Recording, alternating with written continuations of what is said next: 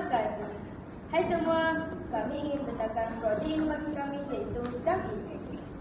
Untuk maklumat semua, DAMI merupakan satu permainan yang melibatkan mata pelajaran sains tahun 5 iaitu Laluan Peredaran Pada KSSR Sains tahun 5, projek inovasi ini menjadi satu aktiviti pengukuhan dan pendekatan yang menggunakan kaedah permainan, pengajaran dan pembelajaran.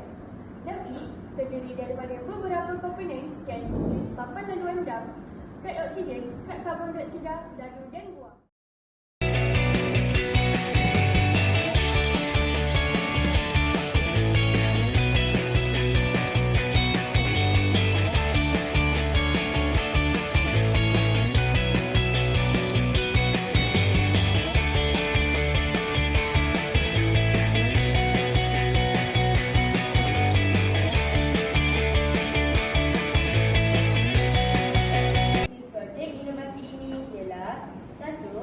Memahami prinsip dan konsep laluan peredaran darah manusia.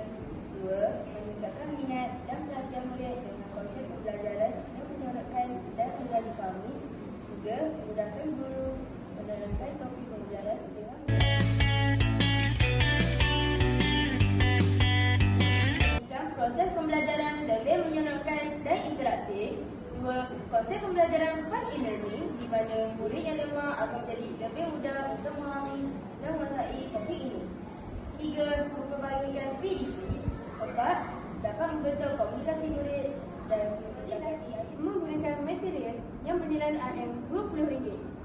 Untuk kad oksigen, kad karbon dioksida menggunakan ART card 250 GSM. Untuk dadu dan buah bernilai RM0 kerana menggunakan bahan terpakai. Projek ini menggunakan bahan yang berkualiti tetapi murah. Tujuannya untuk simpanan dan boleh digunakan pada masa akan datang. Inovasi ini sesuai digunakan dalam sesi PDP. Ia mudah dibawa ke mana saja.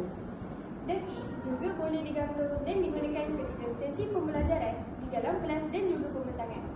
Guru juga dapat memberikan penerangan yang lebih jelas kerana mempunyai contoh dan huraian yang jelas dan Untuk makluman, projek inovasi DAMI ini telah didaftarkan di dalam MyIPO dengan nombor pendaftaran CRLY2023 J10322.